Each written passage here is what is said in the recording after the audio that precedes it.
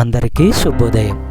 ఈరోజు దేవుని వాగ్దానం ఏమనగా లోకాసు వార్త 18వ అధ్యాయము 1వ వచనము.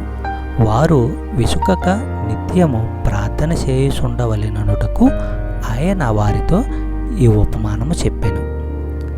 మనుషులు నిరుత్సాహపడకుండా నిత్యము ప్రార్థన చేస్తూ ఉండాలని వారికి నేర్పడానికి ఆయన ఈ ఉదాహరణ చెప్పాడు. నిరుత్సాహము, ప్రార్థించడం మానుకోవటము జీవితంలోను దేవుని సేవలోను ఓటమికి దారితీస్తాయి. తెసలోనియులకు రాసిన మొదటి పత్రిక 5వ అధ్యాయము 17వ వచనము మనము పరిశీలించినట్లయితే, ఎడతెరిపి లేకుండా ప్రార్థన చేస్తూ ఉండండి. పౌలు ఇలా చెయ్యాలని ఇతరులకు చెప్పడమే గాక తాను చేసి చూపించాడు.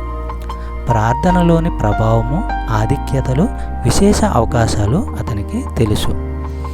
తాను చేస్తున్న పని ఏదేమైనప్పటికీ తన హృదయాన్ని ఎప్పుడూ ప్రభువుకు వినిపించేలా ఉంచుకున్నాడు. మనము వేరే పనిలో నిమగ్నమై ఉన్నప్పుడు ప్రార్థన చేయడం, ముఖ్యంగా బిగ్గరగా ప్రార్థన చేయడం సాధ్యం కాకపోవచ్చు. కానీ ప్రార్థన అంటే పెదవులతో మాటలేవి పలకకపోయినా హృదయాన్ని ఆయన వైపు త్రిప్పి ఉంచడం కూడా. చెప్పబడిన వాగ్దానము దేవుడు దీవించి ఆశీర్వదించును గాక. ఆమేన్.